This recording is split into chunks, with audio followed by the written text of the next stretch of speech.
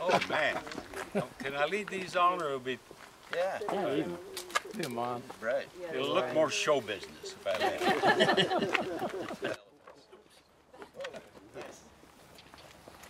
That's the story of my life. That's a lawsuit.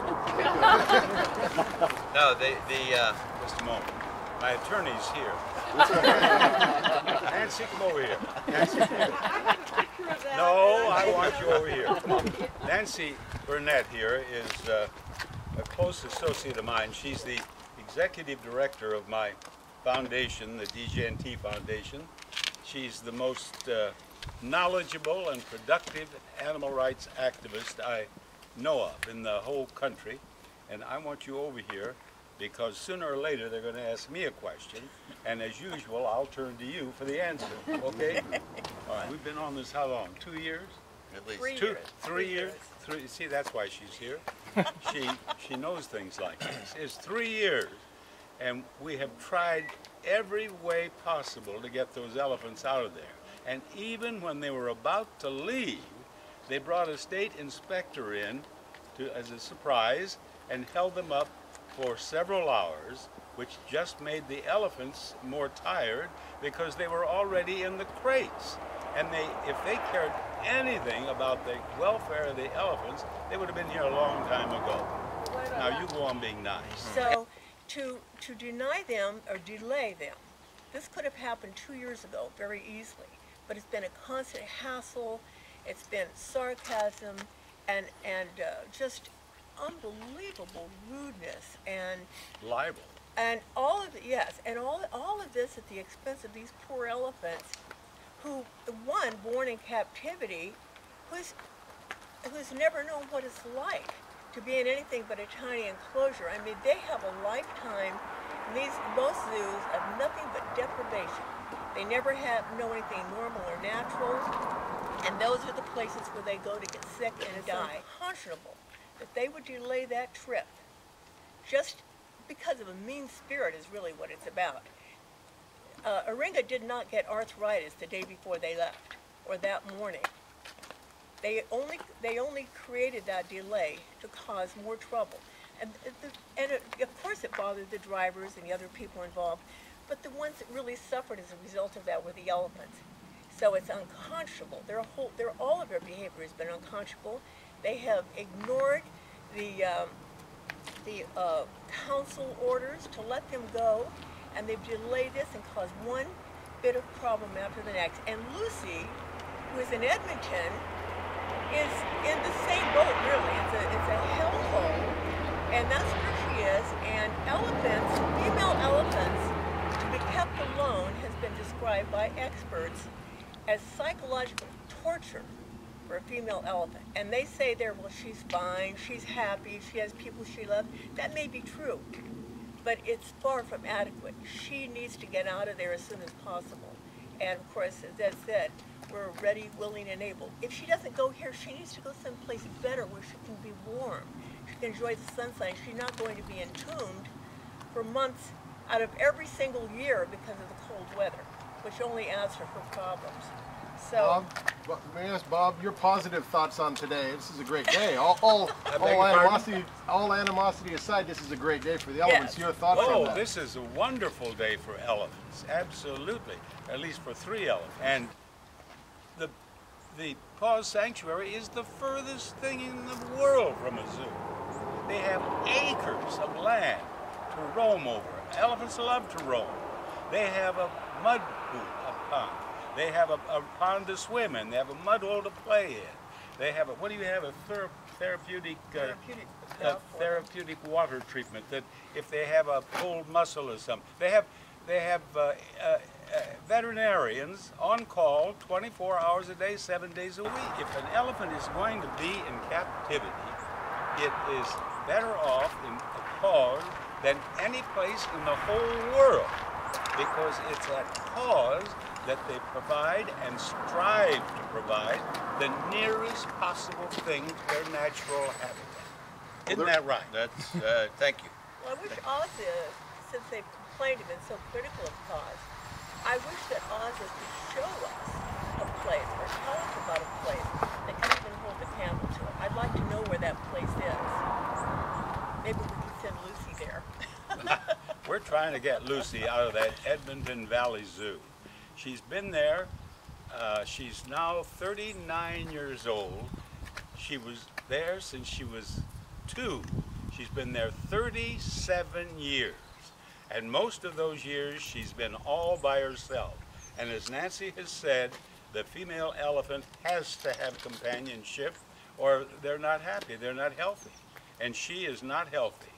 And but believe it or not, as bad as her shape is, the veterinarian that they have treating Lucy at the Edmonton Zoo is a dog and cat doctor.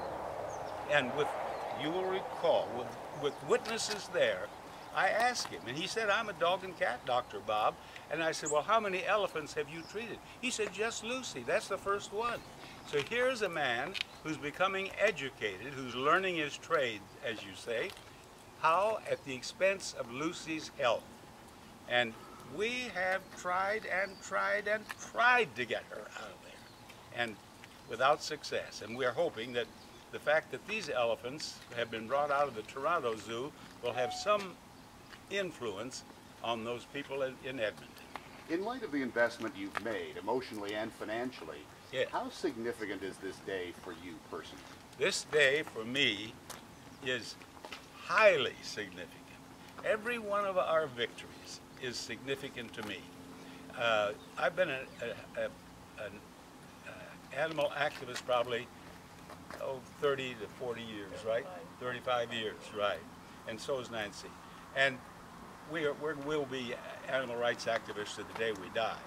But we have made huge advances. 30 years ago, you fellas, you ladies, would not be here. You wouldn't be interested. But you're interested now. The whole country's interested. And the whole country is conscious of animal mistreatment. And when you see animal mistreatment, or animal cruelty, or animal exploitation in any form, it's for one reason, money. It's greed. These people in these factory farms, for example, they'll do anything to these poor animals in these farms to make an extra penny. It's utterly disgusting. It really is. And Well, someone who's made it. What was your pissed off? Yeah, no, that's, It's enough to did. do that. I don't think I said that. Yeah, I think we did. Well, there's Roll that tape back. no financial benefit to PAWS at all. Some people have claimed that PAWS is going to benefit some way. This is not open to the public. No one, the elephants, and as well as the rest of the animals, can do as they please during the day. Sometimes you'll drive by and not even see a tiger or a lion or an elephant. They're somewhere else. They have such huge habitats. This is a huge undertaking. This is a huge lifelong responsibility that PAWS has assumed for all of the animals here, and it takes a tremendous amount of money to keep it going. And hopefully people who see this and know about this will help support these animals, because it is a tremendous obligation. Rescuing, getting them here is astronomical, but the lifelong care is a constant obligation that they have to handle. I'd like to mention also ZooCheck Canada. Yes. ZooCheck Canada is it's an exemplary organization. In particular, Julie Woodyer with ZooCheck, who has done a just spectacular job. And without Julie in Canada, where their office is, I'm not sure where it's located, but in Canada, and she lives there, of course, she's Canadian, as some of the other ZooCheck people here today.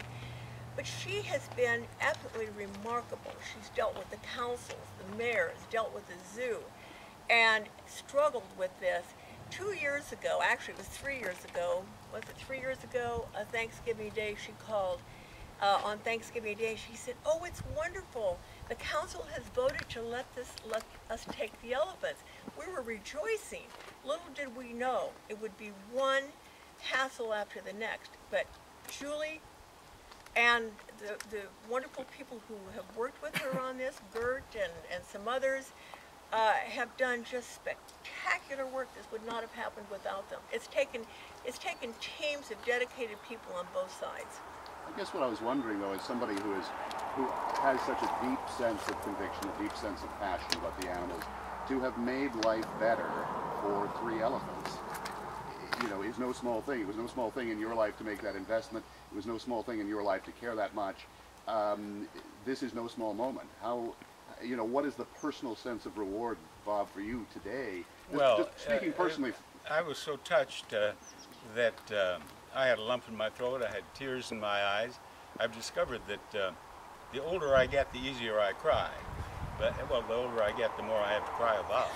But I was on the verge of just breaking down, and so were you. Don't laugh at I me. did. I cried. She We were was all crying. crying. Well, there were people all around us crying. But the personal sense of reward, you've made a difference here. Oh, I have made a difference, and I thank the good Lord for it. I've been blessed. I had a job that I loved. I was doing what I loved, and I was well paid for it.